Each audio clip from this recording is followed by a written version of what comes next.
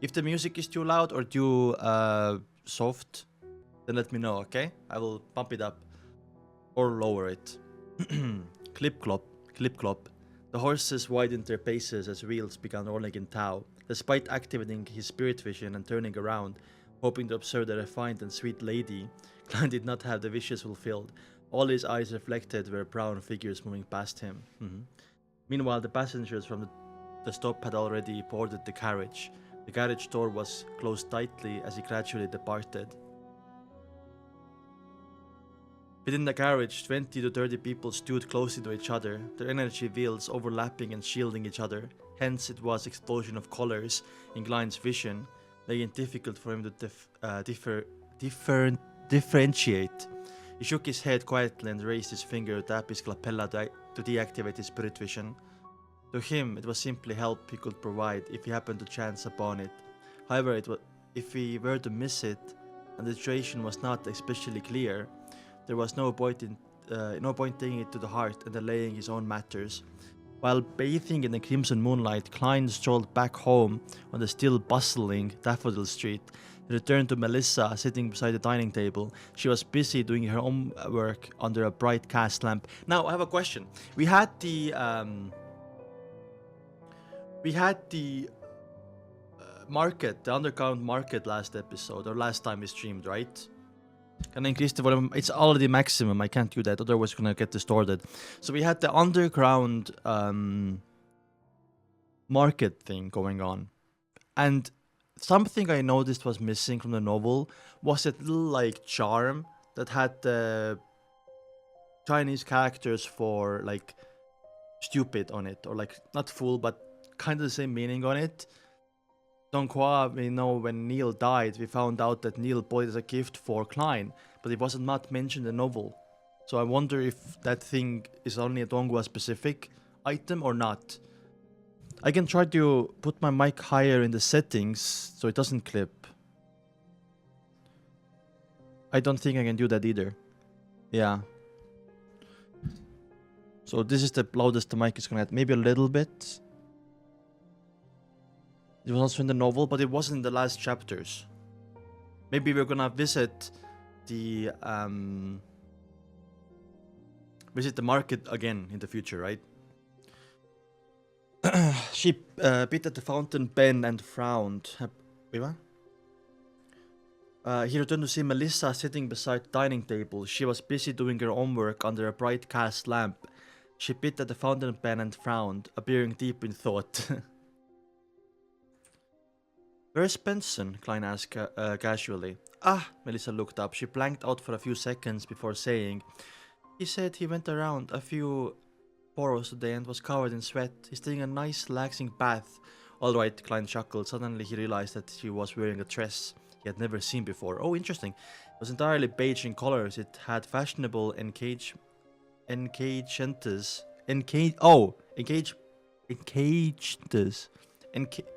a new word. Yes, I'm learning already. A new word. Oh. Encage antes are detachable false sleeves and decorative cuffs. Okay.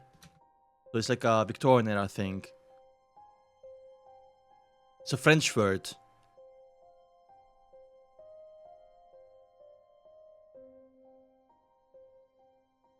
Engageante.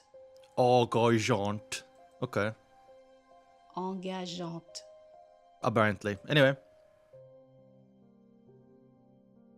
It had fashionable engagements. The collar and edges of her top had thin frills. Apart from that, it was rather simple design, the type one wore as daily casual clothing. It fully accentuated the youth of a 16 or 17-year-old. New dress? Klein asked with a smile. It was a purchase that he and Benson had insisted upon. Melissa answered in the affirmative tersely. What the fuck are these new words? In the affirmative tersely. I just took it back from Mrs. Rochelle. I was thinking that since I had to wash it later, I might as well try it on first.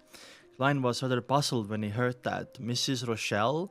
Wasn't she our former neighbor? Oh, second-hand clothing, I guess? Right? Melissa nodded and explained in all seriousness. Mrs. Rochelle is actually a seamstress, but she was quite unlucky. She had no choice but to sew and mend clothes for others at home. She leads a pretty tough life. I knew that she had pretty good skill, and the price she quoted is cheaper than a woman's clothing store. Furthermore, it's very well tailored to my figure, so I ordered a new skirt from her. It only cost 9 solly and 5 pence, and I took only a few days. A dress of a similar style would cost 3 halves of a pound at Harrods department store. Okay, we are, sorry, which chapter? We are supporting small businesses. Mrs. Rochelle's small business.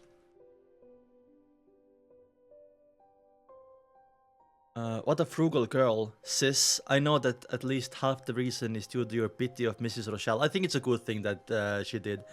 I did not reproach Melissa for deciding things for herself. Instead, he said with a smile, "When did you go to Harrods?" That was at Howe Street near the Venetian Club. It was somewhere near the middle class shop. Melissa was momentarily at loss for words. It took her a long while before she said, "It was Selina and Elizabeth. They insisted I accompanied them. Actually, well, I actually prefer gears more. Like places with steam and machinery. Yeah." she's a little bit feeling awkward, I think. It's quite well. Nice for a girl to occasionally shop at the department store. Klein laughed as he comforted his sister. After some idle talk, he briskly walked to the second floor, hoping to wash away the repulsive mixed smells from the bar. Yeah. Just as he was about to return to his bedroom to get a change of clothes, he suddenly heard sounds coming from the bathroom close to the balcony.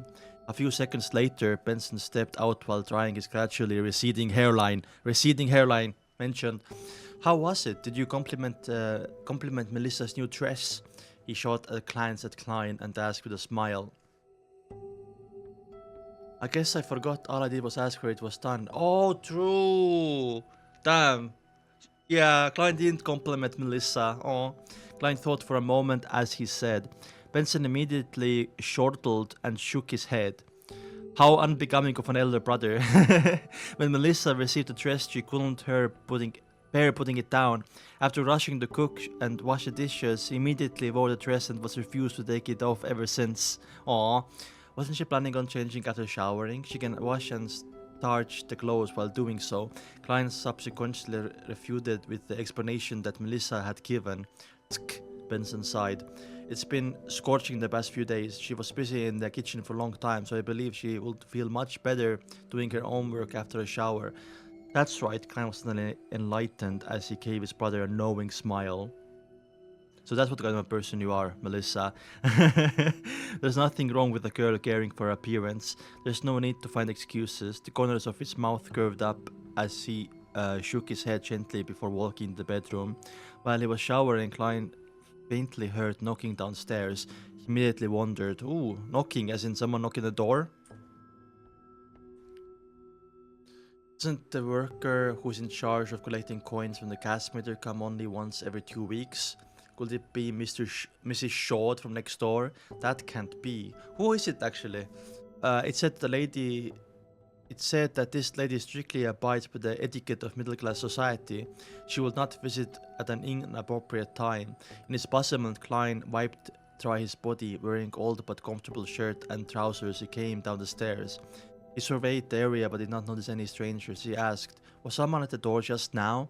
Benson, who was reading the newspaper, casually said with a smile, "It was Bitch." Oh, Bitch! Welcome back, Bitch! It was Bitch Mounterbutton, one of the policemen in charge of Iron Cross Street. He asked if he met an 18 or 19-year-old boy who has a round face, dress. He even gave us a sketch to identify. Unfortunately, neither of us have seen him, or we would have received a reward. What about you? Nope. Klein had a general idea what was happening. Oh my god, Bitch is back! Instigator Triss had successfully escaped the evil dragon bar at the harbor. He had escaped somewhere close to Iron Cross Street and Daffodil Street. Therefore, the police were making visits from door to door. Makes sense. And to go this far made it clear that the operation of nabbing the instigator had completely failed. Klein did not bother himself with the situation. He had yet to begin combat training. He only had basic mastery of shooting. So to consider dealing with natural assassin was simply using his life as a joke. True. Something similar to happen, but the charm was donghua only. Oh. Anyway. It was written idiot. I'm kinda surprised that Klein did not like say he saw Triss, so maybe he can get the reward, you know. But like Klein said, he doesn't want to get involved, right? He did not sleep well that night. He kept worrying that the instigator would infiltrate their house to hide, causing another massacre. Thankfully, Daffodil Street was quiet the entire night, with the morning sun rays dispersing all the fog. Oh no. The relaxed Klein changed into formal attire, wore his top hat, held his cane, and went all the way to Suitland Street. He greeted Roseanne at the reception hall. "Good morning, Klein," replied Roseanne happily. She suppressed her voice and said, "I heard the huge operation last night failed." "The operation to nab instigator Triss?" Klein asked in curiosity. "Yeah," Roseanne nodded heavily. She shot a glance at the partition and said, "Apparently, an informant of the mandated Punishers discovered the instigator at the harbor. They were planning on waiting for additional Beyonders and another special operations squad from the police to arrive before beginning the operation to do the deed. Instead, without alarming the commoners, unfortunately, that instigator was extremely sharp. He charged out the encirclement when he noticed something amiss, successfully escaping as a result. At such times, they needed Beyonder with tracking abilities such as me," Klein made a joke. There was no lack of trackers back then," Don Smith's voice suddenly sounded. Damn. Don Smith jump scare. "I will visit Triss for what?" Roseanne turned her head abruptly and saw the captain wearing his black trench coat. He was glaring right at her with a deep pair of grey eyes while leaning against the partition frame. She hurriedly raised her hands to cover her mouth. I love Roseanne.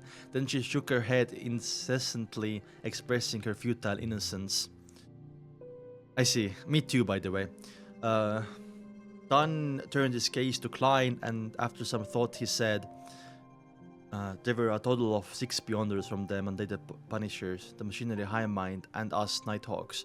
We traced the injured Triss to Iron Cross Street, Lower Street. We found his temporary residence, but the clues ended there. Be it Beyonder methods or ordinary investigations, nothing worked. It was as though he evaporated into thin air, disappearing completely." Do you need my help with divination?" Klein asked probingly. Dunn shook his head gently. "The Machinery High Mind had a mystery prior. He's a senior Beyonder as good as old Neil." Ooh, Havre? I even suspected... No, Havre wasn't mystery prior. I even suspected he's already at sequence 8. I'm just unaware what the name of the corresponding potion is. "The Theosophy Order heritage to this day must have been something special about it," consoled Klein. For the rest of the morning, he continued his mysticism curriculum, read the historical information and documents, and practiced various techniques just like always. With lunchtime almost approaching, Klein's mind began to wander. Another few minutes later, he put away... Wait, what?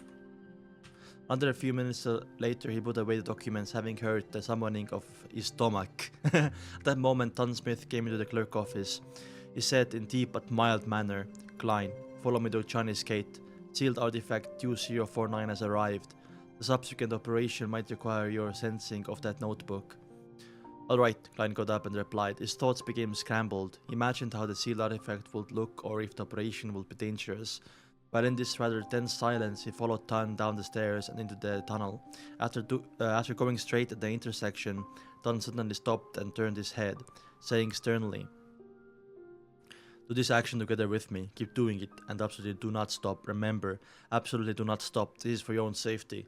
While speaking, Tan bent his arm, followed by extending it. He repeated this action without stopping. Klein looked at the captain and demonstrated in a befuddled manner. Suddenly enlightened, he asked, Has this got to do with the uniqueness of the sealed artifact?" "Yes," Tan nodded with the abnormal seriousness. "Repeating such an action will allow us to discover if anything happens to you immediately. Seeing you in time will not result in any life-threatening dangers." "I'm doing it as well, by the way." "Okay," Klein did not hesitate further as he began the repeated action of bending and extending his arm. "If your arm is sore, use the other one," added Dunn. "Sealed artifact 2049 sure is odd. What meaning does this action have? It seems very dangerous." These thoughts flashed past Klein's mind as he looked solemnly at the captain. All right. He had too many questions on his mind, but since Chinese gate was in sight, he had no choice but to bear with it. Besides my security clearance, I'll probably not learn of the details. I can only do as I'm ordered. Klein exhaled as he followed Captain down to the keeper room outside Chinese gate. Jeez, that was so cool. Oh, I stopped doing it. Okay, the chapter is over, so I can have a pause of doing it, okay? Ooh. Bro finally reached episode 3. I mean, first of all, we had mention of Lanevus, we have mention of Alfalfa. At this point, Triss is already Trissy. So the novel actually is, I think, spread out a lot better. Donghua had episodic events, kinda, in the beginning. Which I like novels being spread out even more because it's more open to theories and discussion a lot more. So I actually really love the slow burn of the novel, right? Bicep gain's gonna be crazy. Yeah. I was training my legs yesterday in gym. I did 250 kg leg press. Biceps are weak though. Weak. Chapter 71. So I'm guessing in like 2-3 chapters we're gonna have the clown fight. The foreshadowing in the novel went crazy, yeah. So far, the stuff that we have seen, especially with Lanevus and Alfalfa stuff, and there's probably more stuff that I don't know about from like future seasons novels. But we're trying to pick up on some foreshadowing before it happens. I think there was something a few days ago. I wrote it down as well, the last stream. Once someone, no, okay, nobody messaged me. Okay, let's go. 71. Donghua puzzle is in easy mode. Yeah. Sluggish phenomenon. Phenomenon. Han repeatedly bent and extended his arm as he watched Dunn push open the keeper's room with his body sideways. Captain's carefulness and high alertness, as well as ridiculous and laughable protective actions, left him feeling abnormally tensed. That feeling was identical to what he left when taking tests of courage that required him to walk through spooky cemeteries at night in his youth. Oh, tests of courage. By the way, I was such a pussy. When we had a test of courage in my school, I skipped that day of school. Can anyone relate? Anyway. A great UCL artifact, dangerous to be used with care and moderation. It is something even a formal Nighthawk member does not know the details to. It is unknown how dangerous it is, and amid his tense nerves, Klein found it impossible to curb himself from overthinking. At that moment, his brain suddenly turned numb, as though a power switch had been flicked off. I stopped doing it. Fuck, I got possessed. Everything in Klein's vision turned slow. Even his arm actions shared the same fate. He saw Captain Dunn stop in his tracks. He came close to him as though in slow motion, extending his palm out slowly before pushing him in the shoulder. So Klein also got possessed. Suddenly Klein's thought process and vision were restored to normal. At the same time, it was as though everything from before was just an illusion. What happened? He whispered amid his fright and confusion. I mean, this was because of Klein's connection to the Antigonus notebook, right?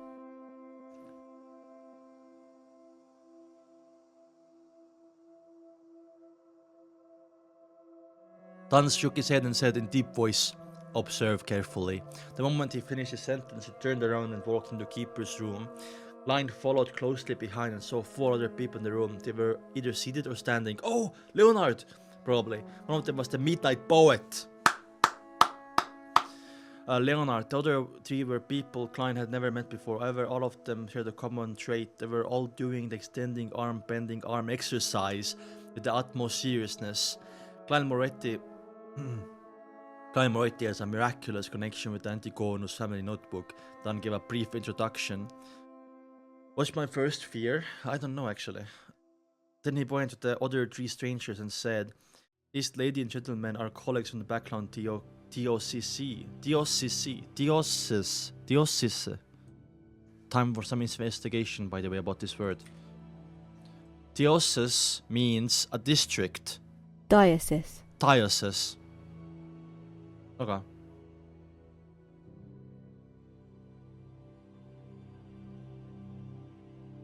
They escorted sealed artifact 2049 here. This Madame Lorotta. Ooh, new character. I'm gonna copy her name and her role sequence. There's a master sharpshooter, Lorotta. Huh. At that moment, the black-haired woman who looked about 30 nodded at Klein in a friendly manner. She looked pretty good. Okay, Klein, what is that comment? She did not wear a hat and was dressed in what appeared like male attire. A black coat with a white shirt, tight black trousers and black leather boots. The corners of her mouth were slightly curved up. Damn, okay. Tomboyish, maybe? As the Klein exchanged greetings, Stan pointed to a man behind the desk. Ayur Harsun! Ayur! We know Ayur! Wait, why was Lorotta replaced with a man? Wait a second. Let me open my notes. There were two men that came. There was no Lorotta. Ayur? And the other guy, let me find his name. Oh, Lord of Mysterious Notes.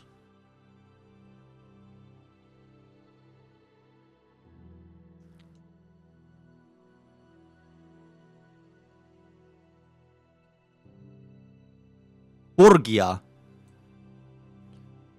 Oh, but Borgia is there as well then, I guess. They changed it to Dali? Oh, I see. I see. So Borgia and Ayur are also here, right? After Klein exchanged breathing standpoint to a man seated behind the desk, Ayur Harson, someone just like me. Before he finished his sentence, Klein saw Mr. Ayur Harson in his grey trench coat turned sluggish with his arm motion. It was as though a gear had lost its lubricant or a joint covered in rust. What's wrong? Amid Klein's daze, he saw Lorotta push Ayur Harson. Only then did the gentleman actions return to normal. Oh, he was possessed. Was it like that previously? Klein was the first taken aback before he came to the realization. This indicated the dangers that sealed artifact 2049 held. In this donghua, Loretta was erased. Imagine being a character and just be erased. Aww.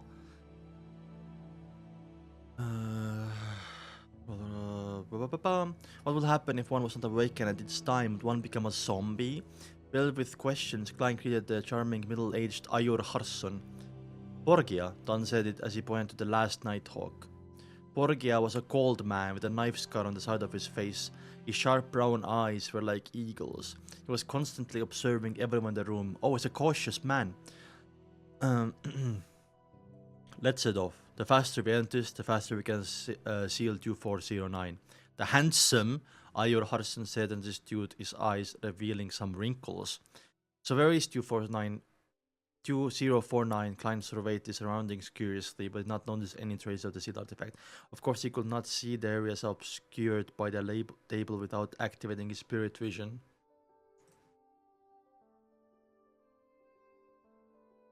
What's superior? Tom, a femboy, of course. Alright, Dunn turned and looked at Leonard Mitchell. You'll be in charge of driving. It's best not to involve Cesar with the matters like this. Oh, Cesar is our dedicated driver. I remember. Cesar was a clerk. Oh, never mind. But he was a driver also, right? Cesar was a clerk in charge of procuring and collecting supplies for the Ting and Nighthawks while standing in carriage driver. Oh, standing in carriage driver. He was the one who drove Klein to Welch's home to meet the spirit medium Tali. No problem. Leonard stopped acting ferocious and nodded seriously. At that moment, Klein saw Ayur Harson bending over. He picked up a black metal chest with which had been obscured by a table. So the clown that 2049 possessed Klein and then Borgia when he was still inside the box. Interesting. It's a sealed artifact. Wait, what? The chest is carved with the resplendent stars and crimson full moon.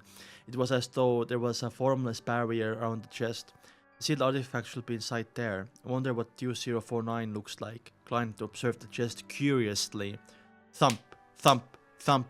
Violent knocking sounds suddenly erupted from the black chest. Even the surface of the chest bulged time and time again. It was as though something horrifying had awakened within the chest and was pounding wildly. The sound of knocking was beaten into the hearts to everyone present. It's alive. Just as Klein had thought, he saw Tan arm exercise turning sluggish, as if his joints were layered with glue. Borgia or Borgia? Which one? Borgia, the Nighthawk from Blackland, pushed Tan's shoulder, allowing him to recover. It's like doing the robot dance when one is affected by 2049. If all of us are under its influence, won't be maybe more awkward dance squad? Luckily, 2049 seems capable of only influencing one person at a time. I mean, foreshadowing. Surely, right? Surely? Klein lampooned to relax his tense nerves. He did not dare halt his arm exercise. He followed Tan's lead and left his cane behind. Then he followed behind the 5 Nighthawks through the tunnel and up the stairs to the second floor of the Blackthorn Security Company. Leonard had gone ahead and notified everyone in the front of the building, so Roseanne and the rest had all made their way to the 3rd level. These incidents rarely involved them, but they were not completely alien to them. Under Nighthawk, Kenley had replaced Tan in his watch over China's Kate. I'm gonna hold your hand when I say this, Klein. From the journey underground to the carriage, sealed artifact 2049 had already caused 6 sluggish incidents, 2 of them targeted at him. He had been jolted awake by Captain Dunn and Leonard Mitchell respectively. The rate of the sluggish effect was rather alarming. No worries, 24's... who's saying this? Oh. No worries, 2049 will target humanoid creatures within 5 meters of it first. The closer you are to it, the easier it is for you to be chosen. As long as there are 3 people surrounding it, people who happen to be around when the carriage steers past will not be affected. The beautiful black-haired Lady Loretta explained with a lazy tone. Lazy tone. Also, the beautiful, earlier you said she was okay looking. Interesting, Klein. What a weird sealed artifact, Klein thought as he continued his arm exercise. Don and the rest of the Nighthawks did not speak of the journey to Ray Bieber's house. They were paying close attention to each other's condition. Only Rotta wore a nonchalant look. Okay, our nonchalant queen. At times she took in the sights of Tingen's not so clean streets, and at other times she praised Backland's underground water system. Nightwalker, that's the most L opinion that you have had, by the way. Don and the rest of the Nighthawks did not speak on the journey to Ray Bieber's house. They were, soon after the familiar building finally entered Klein's line of sight, the group of 6 made their way to the 3rd level while observing each other. Okay, here we go, guys. Oh, here we go. Soon after the familiar building finally entered Klein... Oh, God. I'm so all over the place today. Anyway, let me lock in. The door to Ray Bieber's house was labeled for Tingen's police department symbol, indicating that entry was forbidden to unauthorized personnel. As Tan did his touching exercise, he took out a key. He opened the newly changed lock, then turned around, allowing Ayur Harson, who was carrying the black chest, to enter first. The artist in the back chest knocked violently once again, even more violent than before. This made Ayur Harson arm waver from side to side uncontrollably. Oh damn! It even made Klein suspect that the chest would be pounded open in time. Klein quickly noticed that Captain Dunn's movements were becoming sluggish. He was about to wake him up, then a pause sounded in his brain. His brain became numb. The scenes before his eyes played as though they were in slow motion. Didn't they say that it only affects one person at a time? Klein's thoughts quickly became sluggish. At this moment, the prepared Loretta and Borgia woke each other up respectively by pushing them. Having this thought process and vision restored, Klein looked around with lingering fear. He nearly blurted out, "Didn't you say that 2049 can only affect one person at a time?" Thankfully, I did not stop my searches. Apparently, so the book is around somewhere here, or the book has some effects left behind still. When sealed artifact 2049 enters its berserk mode, it can affect up to 2 people at once. We can confirm that Ray Bieber is indeed a descendant of the Anticonus family, Ayur Harson said with a mechanical tone. Lorotta let out a faint laugh. Ha ha ha ha ha. She looked at Klein and said, 2049 becomes very agitated when it meets the descendant of the Anticonus family. Even if only their scent remains, its abilities will also increase considerably. I believe you will be able to understand its feelings. So Bieber, literally descendant of Anticonus, confirmed now. Well, I don't, Klein asked curiously. So is it a living creature? Lorta smiled, but did not reply him directly. You'll know in a while. As long as Ray Bieber hasn't escaped Dingen, 2049 will lead us to him. Glenn could not only put his other question on hold as he walked around the room with the Nighthawks. Amid the loud and violent thumping from the chest, they locked the door, walked down the stairs, and returned to the garage. Ayur Harson looked out the window several times and confirmed that there were no pedestrians within a 5-meter radius of them. He then placed the black chest on the ground and twisted the mechanical switch to release its spiritual restraints. The violent thumping stopped suddenly, slipping the entire carriage into silence. Even the breaths of Nighthawks could be heard. Oh my god, I just realized something, by the way. I just realized something. I just want to say, the fact that Dolly is not here, we're not gonna have this like sweet moment between Don Smith and Dolly, like being super worried for Dolly and like giving her like a little potion and stuff like that. That was so sweet. But I think we're gonna have, you know, a lot of moments between Don Smith and Dolly that wasn't in the donghua in the future. So yeah. Creak. The chest fell as slender brown arm extended out of the chest. It's about the length of a child's finger. Two arms pressed forward, one after another, as an object of the size of a normal human being's palm appeared bit by bit in front of Klein and company. Okay. It had clear elbow, finger, and knee joints covered in an oil-stained brown cloth. Its face was painted with colors of a clown, red and yellow. Ironic, by the way, so ironic. It was a wooden puppet with a weird appearance. 2049 lifted its head and looked at Klein with its pure black eyes. Its rigid mouth slowly parted to reveal a clown-like smile. Jeez. Actual chills. Oh my god. Mix match your memories from donghua novel. Oh, you mean I should do that? To get more immersed? 1 second, let me check something. Okay, so that was chapter 71. We had a little explanation and revealed that Bieber is confirmed to be descendant of the Anticonus family. Now, I'm guessing next chapter the artifact is gonna lead us directly to him because we know that he's in Tingen still. Then in chapter 73 we might have the fight, right? Cuttlefish liked that they gave Dali more screen time on donghua. That's nice. So far, by the way, I'm just saying, I seriously like the slow burn.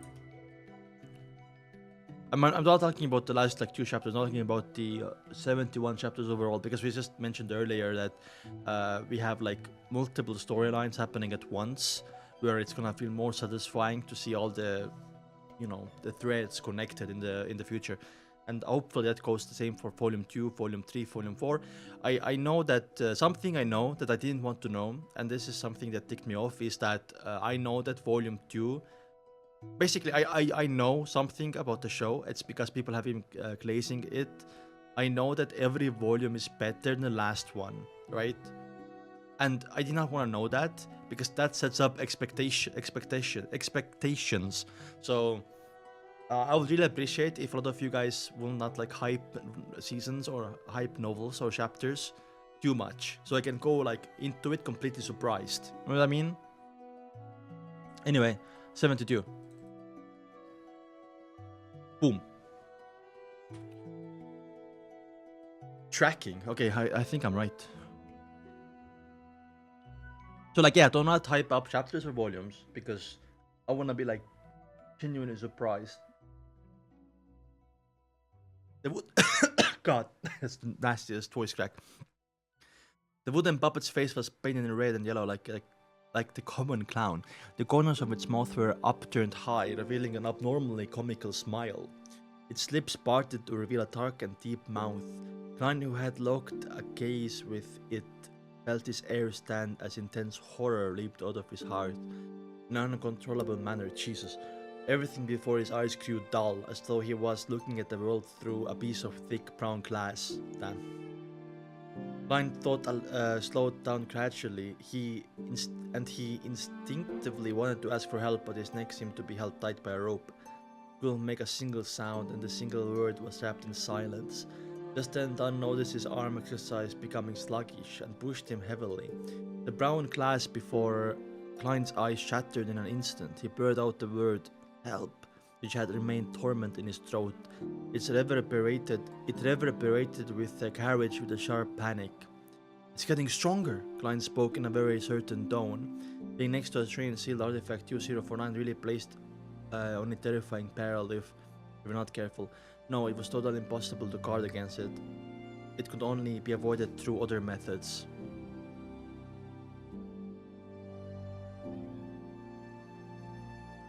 It's normal, Ayur Harson said steadily, nodding. Loretta chuckled. It seems to like you, don't worry, it's a relatively less dangerous Great Two-Sealed artifact. In a naturally languid voice, the puppet, whose joints clearly reflected a human, stood up. It became tottering toward its left. Its actions was incomprehensible, just like a steam engine that someone had rusted to the lack of lubricating oil. Robot dance. Klein suddenly had a few Chinese words pop into his head. He had a new quest of danger 2049 posed. It assimilates the living things that seizes control of. Ooh. I'm not woken up in time by the others. Would I have become a human-sized puppet, a real-life Barbie doll? Interesting. Ooh. We're getting more details about the power of 2049 possessing you. But that's Klein just guessing right now. Just as thoughts for the Klein, Ayur Harson was awoken by dawn. He expanded and bent his arm as he pointed in the direction that the puppet was walking slowly towards. He said to Leonard, who was driving the carriage, "Over there." Leonard couldn't make the carriage pass through the building, so he had to detour. During the detour, 2049 constantly adjusted the direction that it was facing. It acted like a compass that pointed towards the Antigonus family. I see. Upon seeing the scene, Klein, who was constantly exercising his arms, nearly burst out laughing under the tension. I heard that 2049 was created by the Antigonus family. Is this an act of loyalty or the perfect example of screwing things up? Leonard drove the carriage according to Ayur Harson occasional instructions. Whenever the strange puppet 2049 walked to the edge of the carriage, Ayur Harson will pull it back and start all over again. Okay. So now we'll actually see in detail how it was used to track down Bieber. Klein's daunted feelings gradually began to relax. He realized that sealed artifact 2049 was not as scary anymore. As long as there were more than 3 people present and then constantly maintained their arm motions, if they made sure to wake their partners in time, 2049 was merely a puppet with slightly unique characteristics. The carriage traveled at high speed and quickly arrived at the harbor where warehouses were clustered. After circling a few times, they confirmed that 2049 intended to enter the innermost cage white warehouse. Ayur Harson's expression turned solemn. He grabbed the puppet carefully and stuffed it back into the black chest. Thump, thump, thump. Under constant ferocious knocking, Ayur woke up again and again with the help of Borgia and Loretta as he activated the mechanism with great effort. He then injected his speciality and activated the star and crimson symbols on her chest. Interesting. At the reappearance of the formless seal, Ayur Harson let out a long, heavy breath. "Let's get down," Dunsmith said with a low and mild voice. Leonard, tying the horse, here will do. Dressed in trench coats, suits, or shirts, the 6 left the garage and walked into the innermost warehouse. As they walked, their uniformly stretched and bent their arms. This added a comical and ridiculous vibe to the rather tense situation. The Nighthawk awkward dance squad. Klein could only complain inwardly to ease such a feeling. I love Klein's thoughts, man. However, there were no other way around it. According to his observations, 2049 first affected the upper body. Okay. Therefore, detected in time to prevent a more dangerous situation from developing. They only had the choice of extending and bending their arms, shake their necks or bodies. However, the latter only made one look like a hooligan.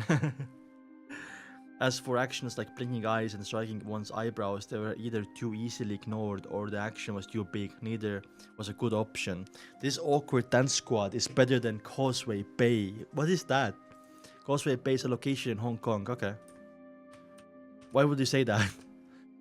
Triad members. Oh, better than Causeway paid triad members. Klein sighed in our recent resignation and followed Captain Tan Smith and company. I'm guessing there's like a dance video or something. Too many ads today? It's a skill issue. Ads are every 20 minutes, so you should not get ads every 5 to 10 minutes, Nightwalker. Skill issue. Am I getting a 2-minute unskippable ad? It's every 20 minutes. It's a skill issue.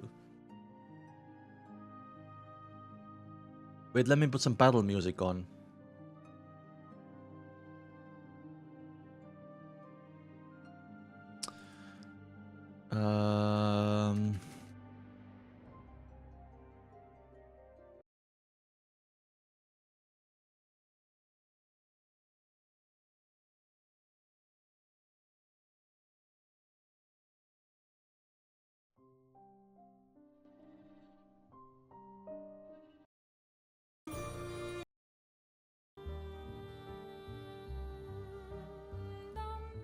No lyrics.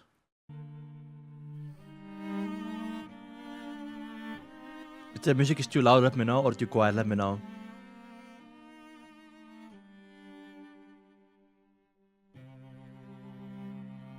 On Twitch, it's 3 minutes every hour. Anyway.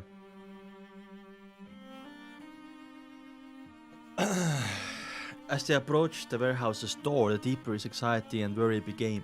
No one knew what kind of effect the notebook had on Ray Bieber. If something dire happened, Klein did not dare pin his hopes on transmigrating again. Furthermore, I thought I put like a fight music on. Furthermore, he discovered that he would still be injured and bleed while shopping ingredients for dinner. The speed at which he recovered it was normal too. He wasn't some kind of monster that was impervious to combat or death. Ah. Yeah, good observation, Klein. So you're not invincible. Okay, let me change the music again. Sorry. I know it's too slow. I know of a good one. Let me cook, okay?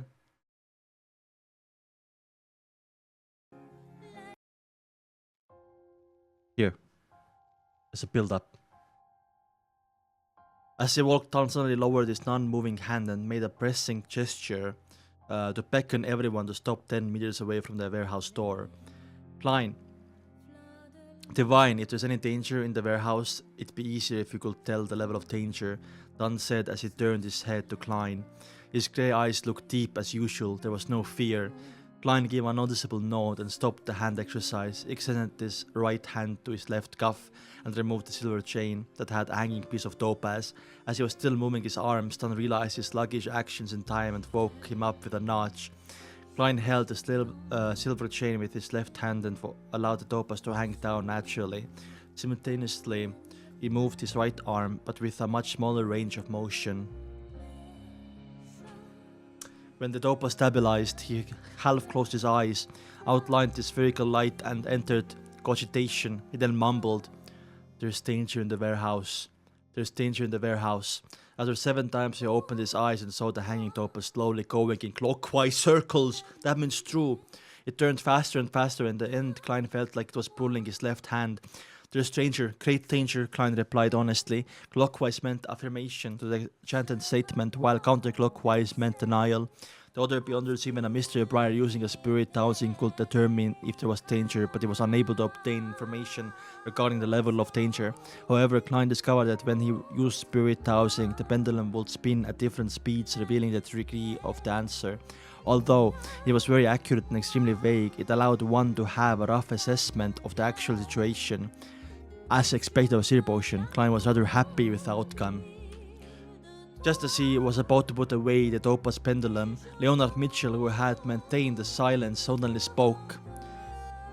"Divine, if there's a danger around us also." Dunn nodded in agreement. "Yes, I am worried that the Secret Order will not give up and that it has placed Ray Bieber's house under constant surveillance. They could have followed us here and could cause trouble at the critical moment." Klein took a deep breath and entered the calm, ethereal state once again. When the silver chain turned stable once again, he recited in his head, "There is danger surrounding us. There is danger surrounding us 7 times.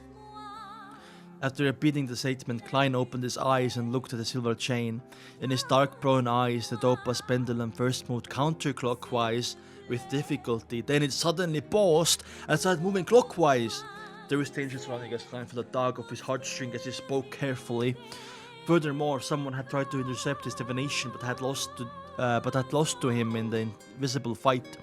Just as he spoke, an orange fellow fireball the size of a fist flew towards them. It came crashing towards the middle of the group with its blazing speed. Don Smith, who had already drawn his long-barreled revolver before Klein did, his divination immediately raised his hand, aimed at pulled the trigger. Bang! The fireball didn't seem to be affected by the gunshot, but continued its original trajectory, as though it was forcing everyone to scatter from dodging.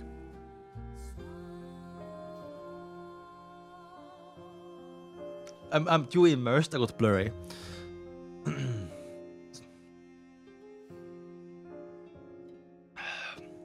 Bang!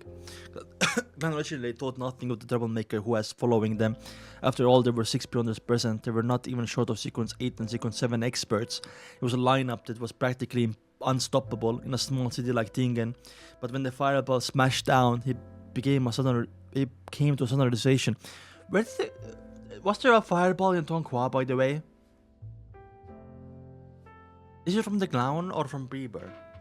I think from the clown. To them, the most dangerous enemy was not the tracker nor the troublemaker. It wasn't even Ray Bieber who was in the warehouse in an unknown state, but the sealed artifact 2049. Once it dispersed and battle began, they won't be able to wake each other in time. Then they will turn into real-life puppets one after another. As these chaotic thoughts bombarded him, Klein was pulled by Leonard aside to dodge the fireball. Without the time to feel anguish... Thank you, Leonard, by the way. Without the time to feel anguish for his clothing, he saw the Nighthawks split off into 2 groups while dodging. It was done very orderly. Poof! The orange fireball landed on the ground, but it didn't stir one bit of dust. It disappeared as though nothing had happened.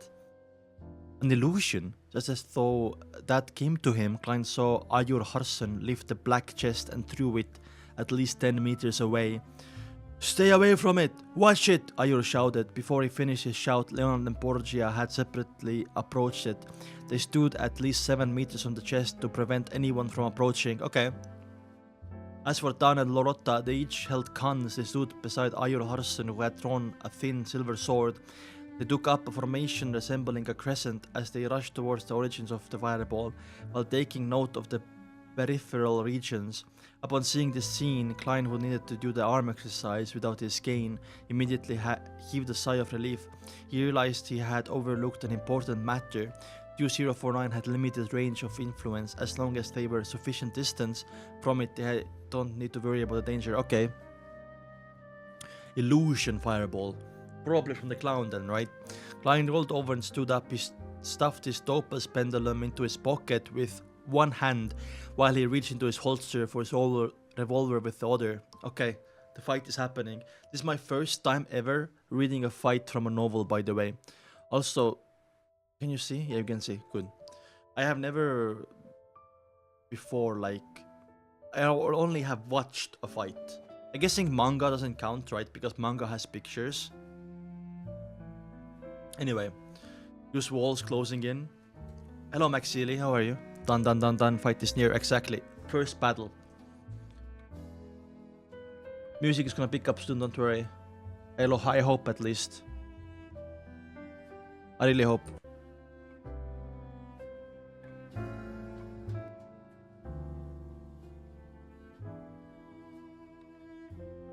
RIP Anime Vs, what happened? Did he die?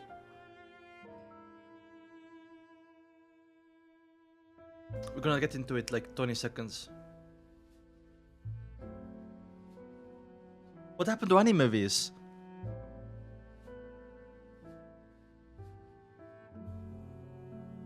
I finished all the mysteries. Why RIP then? That's funny. 2 days ago? First battle. Under the illumination of the afternoon sun, Klein, in his dust-coated clothes, quickly twisted his revolver barrel to remove his self-imposed safety. He went into a shooting stance, allowing the light to reflect on the brass body of the revolver. He held the revolver with one hand and moved his other arm, cautiously paying attention to anything that could happen around him. This Klein right now. Cautious. At the same time, he was a little worried for Captain Dunn and Mr. Ayur Harson. After all, both were nightmare beyonders who specialized in influencing the enemy from the shadows. He did not know if they were adept direct combat. Just as Klein was having these considerations, Ayur Harson slowed down, his expression becoming serene and peaceful. He opened his mouth and recited a beautiful poem.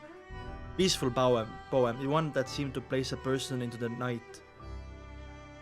When once the sun sinks in the west, and dewdrops pearl the evening breast, almost as pale as moonbeams are, or its complicated star. The evening primrose opens anew, its delicate blossoms to the dew, hermit-like shunning the light. Oh my god, I feel like the poems in English are ass.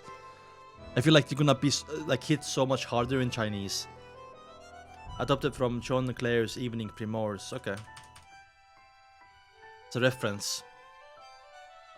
So like, I think in Chinese they will be better, right? The recital reverberated around them. Klein nearly lost his tense feelings and completely relaxed. He was lucky that he had experienced something similar before and was not facing Ayur Harson. Thus he quickly collected himself and entered a half-cogitative state to combat the influence of the poem. Lucky. Oh, sorry, smart, I mean. Phew. He let out a sigh of relief. He no longer had any doubts about Tan and Ayur's direct combat abilities. As he had only advanced recently and still did not have a deep understanding of Sequence potions, Klein had forgotten that the Sequence 7 Nightmare was the advancement of Sequence 8 Midnight Poet. Yeah, they could keep whatever abilities they had before and in fact enjoy a small increase in their abilities. Exactly. The impression Klein had of Midnight Poets all came from Leonard Mitchell. He knew that his job inherited the unique traits of Sleepless. They were good at combat, shooting, climbing, and sensing. They're also adept in influencing the living creatures around them through the use of various poems. In simpler terms, they were violent poets. Damn. While Ayur was reciting his poem, the large wooden crates stacked up around them seemed to suddenly ripple like water. A man wearing a black tuxedo and half top hat appeared. But this man's face was painted in three pastel colors, red, yellow and white. Sides of his lips were arched, like high like a clown, forming a ridiculous contrast with his formal wear that was suitable for joining an evening banquet. Thud.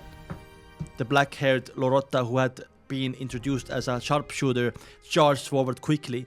She had a gun in one hand and had clenched the other into a fist. She made it within inches of the Sude Clown in a few steps. Damn! Sheesh! Sude Clown seemed to be affected by Ayur Harson's poem. His body was swaying and he had peaceful expression in his eyes. He did not have any desire to retaliate. Rota tilted her body with a boxing maneuver as she pulled back her fist and punched towards Sude Clown's face. Bang! And the air cracked as the Sude Clown shattered suddenly, like a mirror. Oh shit, mirror image. Pieces quickly evaporating and vanishing into thin air. At this moment, the Sude Clown quickly appeared once again in the shadows of the wooden crates a few steps away. The Sude Clown figure outlined quickly appeared again. The person under the influence of the poem was only an illusion. It was a performance. Damn. Oof. I wonder what's going on right now. If only there was a donghua we saw before that described the whole fight. Donghua fight was different, man. Because there was no Lorotta. Lorotta didn't like, boom, clown mirror in the face, you know? That Sude Clown grinned again. It had comical look as he pressed down on his half top hat with one hand and pointed a finger gun with the other. Bang! Ooh, the shot of sound rang from the finger gun. Lorotta fell to the left and rolled on the floor, dodging the attack. Nothing had happened except for the fake gunshot. Pang, pang, pang. Dan and Ayur each lifted their guns and fired steadily. The Sude Clown dodged adeptly, sometimes to the right and left, sometimes rolling on the ground. It was as if he was an acrobat in a circus. Sequence 7 might be called acrobat, maybe? I'm getting like all the role, like names of professions and trying to connect into sequences, man. I do think, by the way, that sequence 7 of Seer is called Trickster, Magician, Wizard. I'm kind of leaning towards Trickster or Magician. I think Wizard is like too like big beard and stuff like that. You know what I mean? Bam. Suddenly Rota surprisingly charged forward again despite being called a sharpshooter. She was still using her fists. Bam! The Sude Clown could not dodge the attack and could not only lift his left arm to block the fist. Seeing the clown stop, Don and Ayur did not hesitate to each take aim and pull the trigger. Also, maybe Joker. Also would make sense, right? Clown has acrobatic powers. Oh, true. Right now, the Trickster is sequence 8 of Apprentice. You're so right to point that out, by the way.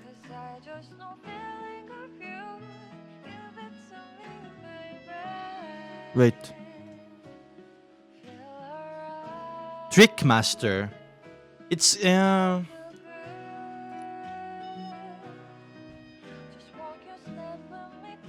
so we're gonna look at the abilities the clown does and try to connect it to a role, right? Trickmaster is kinda like Trickster. Damn, fucking, she's throwing hands. Wow. It was hard to discern the real from fake. Amid the illusory gunshot, Rota suddenly stopped in her tracks. She did not charge forward. Maud was splattering in front of her as a bullet appeared. Wait, what? Where am I reading from? I'm sorry. Sorry. I'm gonna be less distracted. I'm sorry. I'm gonna go back a little bit. So the clown could not dodge the attack in time and could only lift his left arm to block the fist. Seeing the clown stop, Don and Ayur did not hesitate to take aim and pull the trigger. At this moment, the arm that the Sude Clown used to block Rota's fist ignited with orange-yellow flame. Oh my god! In an instant, the flame enveloped in the Sude Clown and spread towards Lorota. Bang, bang! Don and Ayur fired the revolvers, hitting the ball of flame. The flames burned rapidly, and soon all that was left were black ashes floating in the sky. But the suited clown once again appeared behind the stack of wooden crates close by. He lifted his right hand and pointed the finger gun once again. Bang! Amid the illusory gunshot, Rota suddenly stopped in her tracks. She did not charge forward. Maud was splattering in front of her as a bullet appeared. The Sude Clown was no longer delivering an illusion. With this strike, it was hard to discern real from fake, reality from illusion. Bang, bang, bang. The Sude Clown shot at Don and Ayur repeatedly while hiding away and appearing at random times. Upon seeing this, Lorota squinted and lifted the dull, cold revolver in her left hand. Bang! So the clown suddenly squatted down, avoiding the fatal shot. His half-top hat was sent flying backward. Falling to the ground, the bullet had left a visible scorch mark on the hat. Ooh. After rolling a few times on the floor, the Sude Clown scaled the attacks of wooden crates with the agility of a monkey. He shot air bullets out his finger gun from the high ground. Ayur Hansen took a few steps back and lowered his gun. He began his recital once again, So the poem, let's go. Wastes its air plume upon the night, who, blindfold to its fond caress, knows not the beauty it possesses. So the clown jumped repeatedly between the crates. He suddenly raised his hand to scratch his ears and look at Ayur with a comical smile. Oh my god, he's aura farming. Bro was scratching his ear mid-fight. Could he have stuffed his ears? The sequence potion that Secret Order possesses sure is weird. Funny. Klein observed the fight from far away as he made silent guesses. Just as his thoughts flashed through him, suddenly saw a figure appear at the top of the warehouse beside him. Furthermore, it was running straight inside where Ray Bieber was hiding. That figure was dressed in greyish white uniform, one which workers at the docks wore. His face also appeared to be painted red, yellow and white. Wait, this is just Clown using another mirror image maybe. Wait, but he was wearing different clothes. Oh. So the clown is responsible for distracting Captain and the rest while the other's person retrieved the diary. Klein instinctively raised his right hand and shot at the figure on the roof. He had just taken aim when the figure suddenly squatted, switching from running to rolling on the ground. Bang! Klein did not stop pulling the trigger. He saw the figure suddenly unpause, blood blooming in a spurt. Jesus! The figure looked... What is this fucking song, man? I was promised the battle music.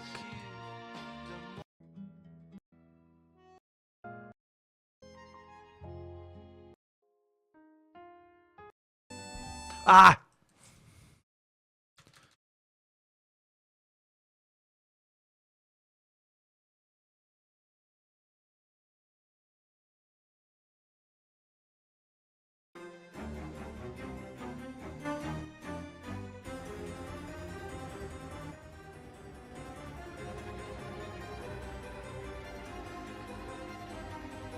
The figure looked at him in shock while bearing the pain. He continued charging into the warehouse.